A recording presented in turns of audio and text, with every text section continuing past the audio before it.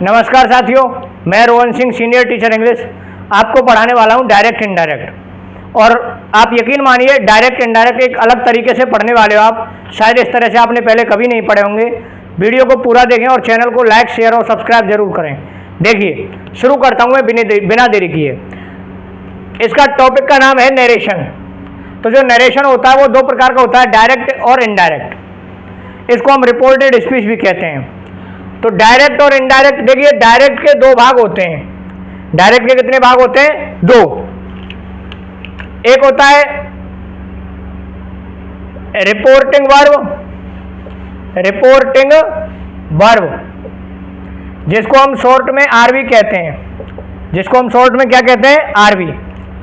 और दूसरा होता है रिपोर्टेड स्पीच। इन्वर्टेड कॉमा के अंदर वाला जो भाग होता है वो रिपोर्टेड स्पीच होता है। इसको हम रिपोर्टेड स्पीच या आरएस कहते हैं। Reported speech RS.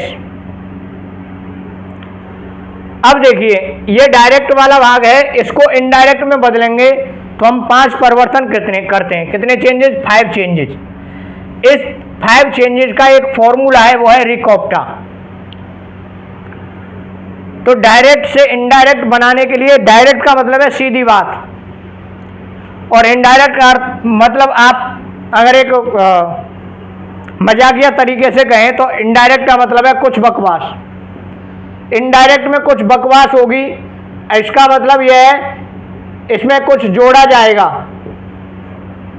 डायरेक्ट से जब इनडायरेक्ट में भाग के बदलेंगे तो कुछ परिवर्तन होंगे, वो 5 परिवर्तन कहलाते हैं रिकॉप्टा। वही बकवास है अपनी। अब वो 5 परिवर्तन कौन कौन से होते हैं, किस प्रकार से होते हैं, इस रिकॉप्टा को पहले क्लियर करते हैं। RE4 रिपोर्टिंग वर्ब संबंधी परिवर्तन। पहला परिवर्तन है रिपोर्टिंग वर्ब का। CO4 कंजंक्शन या कनेक्टिव संबंधी परिवर्तन। CO4 कंजंक्शन या कनेक्टिव संबंधी परिवर्तन। P4 प्रोनाउन संबंधी परिवर्तन। P4 प्रोनाउन संबंधी परिवर्तन। और T4 टेंस संबंधी परिवर्तन। T4 टेंस संबंधी परिवर्तन और A4 एडवर्बियल संबंधी परिवर्तन। ये एडवर्ब संबंधी परिवर्तन। ये 5 परिवर्तन होते हैं। प्रत्येक परिवर्तन को जानेंगे हम। देखिए होता किस प्रकार से है। सबसे पहला परिवर्तन है हमारा रिपोर्टिंग वर्ब का। तो जब भी हम रिपोर्टिंग वर्ब का परिवर्तन करेंगे, और देखिए साथियों रिपोर्टिंग वर्ब ये रही आपकी शेड टू। आपके लिए रिपोर्टिंग वर्ब या तो शेड आएगी, या शेड टू आएगी, या से आएगी। ये कोई रिपोर्टिंग वर्ब इनमें से होगी, या विल से आएगी। ये तो कोई ज़्यादा फर्क नहीं पड़ता कि विल से आ रहा है, से वर्ब आ गई। और दूसरा भाग जो रिपोर्टेड स्पीच वाला होता है वो इन्वर्टेड कॉमा के अंदर होता है। यहां में पहला परिवर्तन होगा रिपोर्टिंग वर्ब में, और दूसरा परिवर्तन होता है रिपोर्टिंग वर्ब और रिपोर्टेड स्पीच के बीच में, जहां ये इन्वर्टेड कॉमा आ रहा है। आपको इन्वर्टेड कॉमा और ऑब्जेक्ट के बाद ये जो कॉमा आ रहा है, तो कॉमा और इन्वर्टेड कॉमा इन दोनों के स्थान पर कंजंक्शन लगाते हैं। शेड टू का परिवर्तन कह लें हम इसको, या रिपोर्टिंग वर्ब का परिवर्तन, और दूसरा परिवर्तन होता है कंजंक्शन का। मैं इन दोनों परिवर्तनों को आपको एक साथ बताऊंगा। देखिए सबसे पहले हमें वाक्य का सेंटेंस पहचानना होता है कि सेंटेंस कैसा है। सेंटेंस कैसा है? जैसा सेंटेंस वैसी ही रिपोर्टिंग वर्ब और वैसा ही कंजंक्शन। अगर आपका वाक्य असर्टिव है, अगर आपका वाक्य कैसा है? असर्टिव, तो आपको शेड टू के स्थान पर, किसके स्थान पर? शेड टू के स्थान पर टोल्ड लगाना है, और कंजंक्शन दैट लगाना है। कंजंक्शन क्या लगाना है? दैट। दूसरा परिवर्तन, अगर आपका वाक्य इंटेरोगेटिव है, इंटेरोगेटिव मीन्स प्रश्नवाचक, तो आपको रिपोर्टिंग वर्ब आस्क्ड लगानी है। और वाक्य अगर WH से शुरू है तो कंजंक्शन WH, और वाक्य अगर हेल्पिंग वर्ब से शुरू प्रश्नवाचक है तो इफ या वेदर लगाते हैं। वेदर सिर्फ एक कंडीशन में पढ़ते हैं, जब वाक्य में और शब्द दिया हुआ हो या और नोट दिया हुआ हो। मेनली ऑन और नॉट अगर दिया हुआ है तो आपको वेदर ही लगाना है। जनरली इसके एग्जाम्पल्स कम आते हैं। तीसरा परिवर्तन आता है इम्पेरेटिव का। इम्पेरेटिव जो सेंटेंस होते हैं ना, उसमें 3-4 चीज़ें होती हैं। मैंने आपको पहले भी बताया कि इम्पेरेटिव वर्ब की फर्स्ट फॉर्म से शुरू होगा, या फिर डोंट से शुरू होगा, या प्लीज काइंडली वाला होगा, है ना। अब इनमें वर्ब की फर्स्ट फॉर्म वाले में या तो कोई ऑर्डर होगा तो आप ऑर्डर्ड लगा देंगे शेड टू के स्थान पर। अगर सलाह दी जा रही है तो आप एडवाइज लगा देंगे।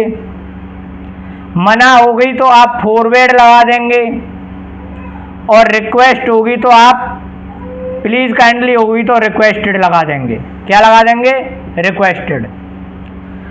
लेट वाले वाक्य में, लेट प्लस ऑब्जेक्ट वाले वाक्य में भी रिक्वेस्टेड लगाते हैं। इसी में एक और आता है, एक लेट अस, या हम कहें लेट्स, एक ही बात है। लेट्स वाले वाक्य में रिपोर्टिंग वर्ब जो लगाते हैं वो लगाते हैं सजेस्टेड। क्या लगाते हैं साथियों? सजेस्टेड टू या फिर प्रपोज्ड। ध्यान देने की बात है, प्रपोज्ड के साथ में टू नहीं आता, सजेस्टेड के साथ में टू आता है। इनमें से टोल्ड के साथ में भी टू नहीं आएगा। जो मैं बता रहा हूं वो ध्यान रखिए, इनमें से किसी के भी साथ टू नहीं लगाया है, सिर्फ सजेस्टेड के साथ में टू आता है। ठीक है ना। और सजेस्टेड वाला एक नियम अलग से ही चलता है, इसमें कंजंक्शन दैट आता है। कंजंक्शन क्या आता है? दैट। जबकि इंपेरेटिव सेंटेंस जो होता है उसमें कंजंक्शन टू लगाते हैं। इंपेरेटिव में कंजंक्शन क्या लगाते हैं? टू। तो रिक्वेस्टेड के साथ टू, एडवाइज के साथ टू, ऑर्डर के साथ टू और फॉरवर्ड के साथ टू, कंजंक्शन के तौर पर। जैसे रिक्वेस्टेड हुआ, एडवाइज हुआ, इनके सबके साथ में कंजंक्शन टू लगाते हैं। एग्जाम्पल्स आएंगे उनके साथ में और इनको बेहतर तरीके से समझाऊंगा आपको। आपको किसी भी प्रकार की कोई प्रॉब्लम नहीं रहेगी, मेरा वादा है आपसे। इसके बाद अगले तरह के जो सेंटेंस आते हैं वो आते हैं साथियों ऑप्टेटिव।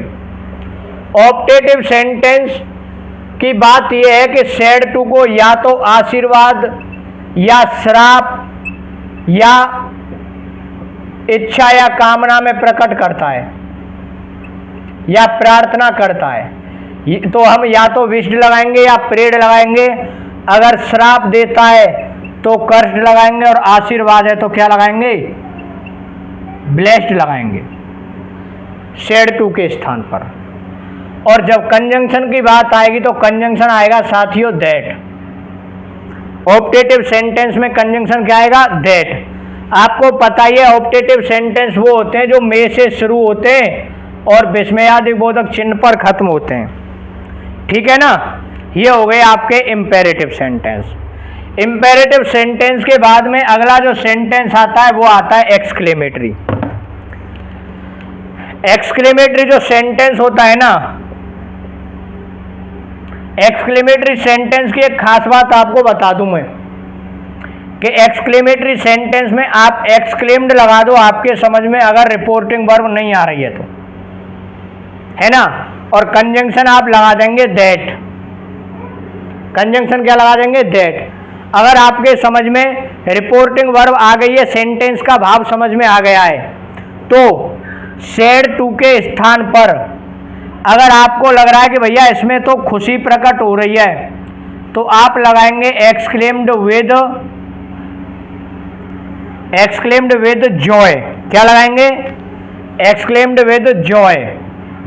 आपको लग रहा है दुख है ना, या आपको लग रहा है आश्चर्य है, तो आश्चर्य के लिए लगाएंगे आप सरप्राइज। और अगर दुख है तो दुख के लिए लगाते हैं सोरो। क्या लगाते हैं? सोरो। मेनली यही 3-4 शब्द आते हैं, इनसे रिलेटेड पेपर में क्वेश्चन आता है। बाकी के और भी हैं। अगर पश्चाताप होता है तो रिग्रेट लगाते हैं। समझता हूँ ये परिवर्तन आपके समझ में आ गया होगा, दोबारा समझते हैं। रिपोर्टिंग वर्ब सेड टू आएगी। अगर असर्टिव सेंटेंस है तो टोल्ड में बदलते हैं, कंजंक्शन दैट लगाते हैं। इंटेरोगेटिव में आस्क्ड लगाते हैं। WH वर्ड है तो WH को ज्यों का त्यों लिख देते हैं और वाक्य को, प्रत्येक वाक्य चाहे कैसा भी है सबको साधारण बनाते हैं, लास्ट में फुल स्टॉप लगाते हैं। ये इंपॉर्टेंट बात है। डायरेक्ट से जब इनडायरेक्ट वाक्य बनाया जाता है तो प्रत्येक वाक्य के लास्ट में फुल स्टॉप आता है और वाक्य को साधारण बनाया जाता है सब्जेक्ट और वर्ब के साथ में। प्रश्नवाचक वाक्य में भी ऐसा ही करेंगे। प्रश्नवाचक को हम साधारण में बदलेंगे, वाक्य को सब्जेक्ट पहले लिखेंगे उसके बाद वर्ब लिखेंगे। इंपेरेटिव अगर सेंटेंस होता है तो रिक्वेस्टेड एडवाइस ऑर्डर के साथ में कंजंक्शन टू लगाएंगे। ऑप्टेटिव वाक्य में कंजंक्शन दैट लगाते हैं और एक्सक्लेमेटरी में भी कंजंक्शन दैट लगाते हैं। तो साथियों ध्यान रखने की बात यह है कि आप तो ये मान लो कि डायरेक्ट से इनडायरेक्ट बनाते समय दैट लगाते हैं, सिर्फ दो जगह नहीं लगाते। कहाँ कहाँ? एक तो प्रश्नवाचक में और एक इंपेरेटिव में। प्रश्नवाचक और इंपेरेटिव वाक्य में किसी भी प्रकार का जिस भी प्रकार का वाक्य है उसमें या तो कंजंक्शन WH लगाएंगे या इफ लगाएंगे या फिर क्या लगाएंगे टू। इसके बाद नेक्स्ट परिवर्तन आता है प्रोनाउन का। प्रोनाउन के परिवर्तन की खास बात यह है कि कई साथी इसको बड़ा डिफिकल्ट समझते हैं। मैं आपको बड़ा सिंपल से तरीके में आपको बताने वाला हूं कि प्रोनाउन का परिवर्तन होता क्या है और कैसे होता है। देखिए 3 पर्सन होते हैं, फर्स्ट पर्सन, सेकंड पर्सन और थर्ड पर्सन, ठीक है ना। फर्स्ट पर्सन के जो प्रोनाउन है ना उनमें होता है सब्जेक्ट होता है, ऑब्जेक्ट होता है, पजेसिव होता है, एडजेक्टिव और पजेसिव प्रोनाउन भी होता है, जो कि आपको मैंने प्रोनाउन के टॉपिक में पढ़ाया भी है। एक बार उस वीडियो को जरूर देखें आप। तो सब्जेक्ट मान लो आपका आई है तो आई का ऑब्जेक्ट मी होता है, पजेसिव एडजेक्टिव माई होता है जिसके साथ नाउन आती है हमेशा, और पजेसिव प्रोनाउन जो होता है वो होता है माइन। क्या होता है? माइन। प्लूरल में होता है वी, अस, अवर और अवर्स। इसके बाद आता है यू, योर और योर्स। इनके साथ नाउन चलेगी, क्यों? एडजेक्टिव तो बिना नाउन के आता नहीं है। थर्ड पर्सन में होता है ही, हिम, हिज और हिज। ये प्रोनाउन का परिवर्तन है साथियों। किसका? प्रोनाउन का परिवर्तन। शी, हर, हर और हर्ष। दे, देम, दियर और दियर्स। अगर कोई नाम है तो उसको, या नाउन है तो उसको ज्यों का त्यों लिख देंगे। अब देखिए ध्यान से,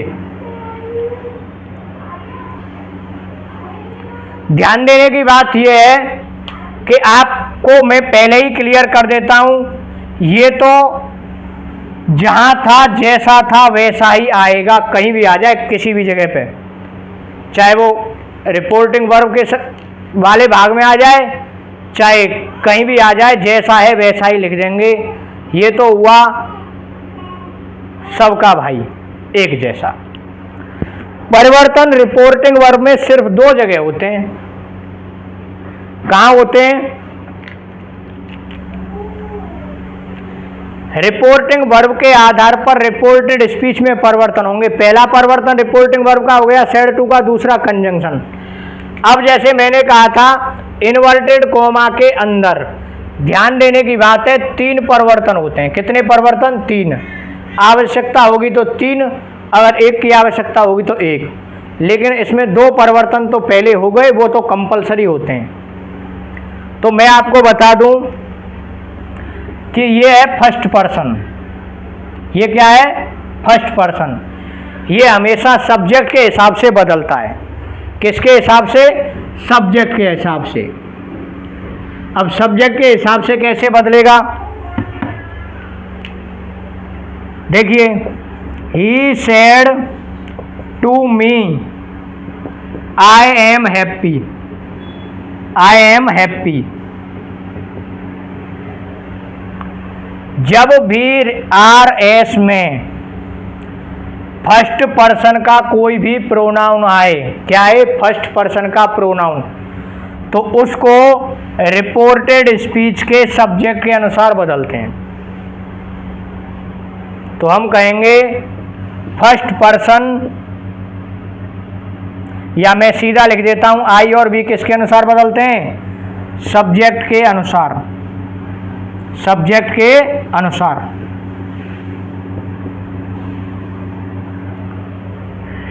अब देखिए, आई खुद क्या होता है साथियों, सब्जेक्ट होता है ना, और सब्जेक्ट के अनुसार बदल रहे हैं, ठीक है। सब्जेक्ट के अनुसार बदलने का मतलब यह है कि इसको लिखेंगे यहाँ, इसके प्रोनाउन आई और बी के प्रोनाउन को हटा करके सब्जेक्ट के प्रोनाउन लिखने हैं, आई और बी को हटा के सब्जेक्ट के प्रोनाउन लिखने हैं। और आई और बी के 4 भाग होते हैं, एक होता है सब्जेक्ट, दूसरा होता है ऑब्जेक्ट, पजेसिव, एडजेक्टिव और पजेसिव प्रोनाउन, ठीक है ना। आप समझिए, या तो इस जगह पे जो शब्द हटाना जाने वाला है आई और बी, या तो वो सब्जेक्ट के रूप में होगा, अगर वो सब्जेक्ट के रूप में है तो सब्जेक्ट जो आया है उसका सब्जेक्टिव रूप आएगा। ही आया है तो आई के स्थान पर ही हो गया, ठीक है। अगर यहाँ नाम आता मोहन तो मोहन लड़का है, लड़के के हिसाब से भी हम ही लिख देते। जो रूप यहाँ है, आई के 4 रूप होते हैं, वी के 4 रूप होते हैं, सब्जेक्ट, ऑब्जेक्ट, पजेसिव, एडजेक्टिव और पजेसिव प्रोनाउन। मैं ऐसे कह देता हूँ इसको कि अगर प्रिंसिपल रिटायर होगा तो प्रिंसिपल आएगा, ठीक है। सब्जेक्ट को हटाया तो सब्जेक्ट की ही आएगा, अर्थात ही का सब्जेक्ट आएगा। ही किसके अनुसार बदल रहे हैं, ही के अनुसार, तो ही का ही सब्जेक्ट आएगा, ही का सब्जेक्ट हो गया ही। अगर मैं आई एम हैप्पी विद अस, अब ये अस ऑब्जेक्ट है ना, तो ऑब्जेक्ट आएगा ही का क्या आएगा, ऑब्जेक्ट, ओके। क्योंकि ये ऑब्जेक्ट है तो ऑब्जेक्ट आएगा ही का, सब्जेक्ट का। आई और बी के प्रोनाउन सब्जेक्ट के अनुसार बदलते हैं, ओके। नेक्स्ट, अगर यू के प्रोनाउन आ जाएं इस भाग में, किसमें, इसमें, तो वो ऑब्जेक्ट के अनुसार बदलते हैं। जैसे यू कैन हेल्प मी। अब आप इस वाक्य को एक बार समझ लीजिए, यहां से आपके सब कुछ समझ में आ जाएगा। देखिए, फिर ध्यान देने की बात कह रहा हूं मैं, आई और वी के प्रोनाउन सब्जेक्ट के अनुसार बदलते हैं और यू के ऑब्जेक्ट के अनुसार, इतनी सी बात है। आई और वी किसके अनुसार, सब्जेक्ट के अनुसार, और यू बदलता है ऑब्जेक्ट के अनुसार। और ये दोनों कहाँ आएंगे, आर एस आर बी में, रिपोर्टिंग वर्ब में।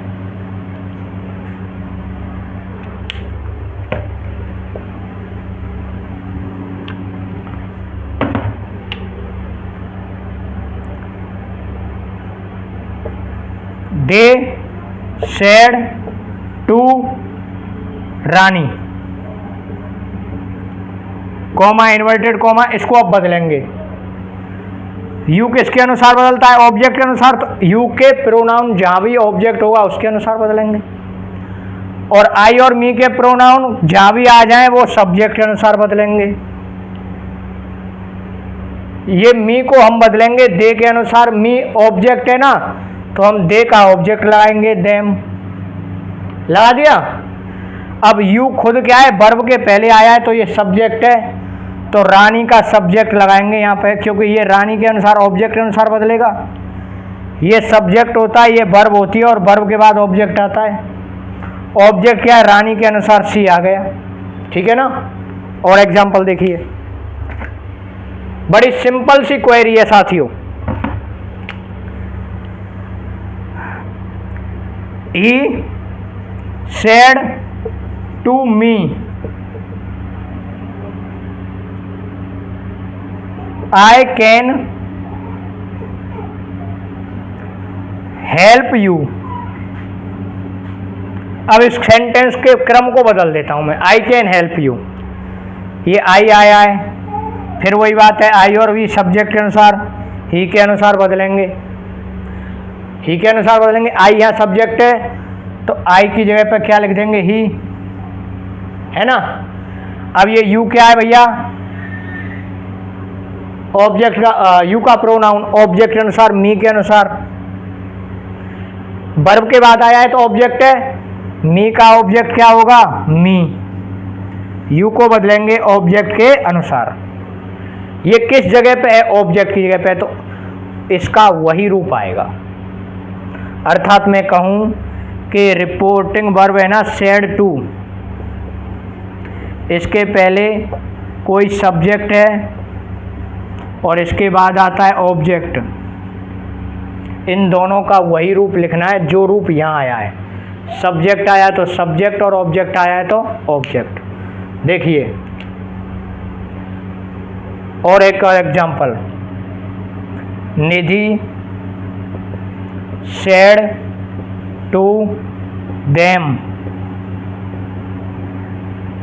आई can help you, I can help you. परेशान नहीं होना है, ये रिपोर्टिंग वर्ब का परिवर्तन के बाद में जो प्रोनाउन का परिवर्तन है इसको समझ लो आप आराम से। आई आया है साथियों, आई सब्जेक्ट के अनुसार बदलता है। अब सब्जेक्ट निधि है, निधि मतलब लड़की, तो लड़की के लिए सी लगाते हैं, नहीं लगाते, सी लगाते हैं, आई की जगह पे सी आएगा, है ना। ये है यू, यू किसके अनुसार बदलता है, ऑब्जेक्ट के अनुसार बदलता है, तो ऑब्जेक्ट के अनुसार क्या लगाएंगे, देम लगाएंगे, देम। अब देम का ही ऑब्जेक्ट लगाना है और देम का ऑब्जेक्ट देम होता है, ठीक है ना। आ गई ना बात समझ में, ये इतनी सी बात है। इसको और ऐसे करके समझ लो, Nidhi said to them you are happy. बदलेंगे यू को किसके अनुसार, ऑब्जेक्ट के अनुसार। अब यू वर्ब के पहले आया है तो सब्जेक्ट है, वर्ब के पहले सब्जेक्ट होता है और बाद में ऑब्जेक्ट होता है, तो पहले सब्जेक्ट है तो दे का सब्जेक्ट लिखेंगे, क्या हो गया, देम का सब्जेक्ट दे।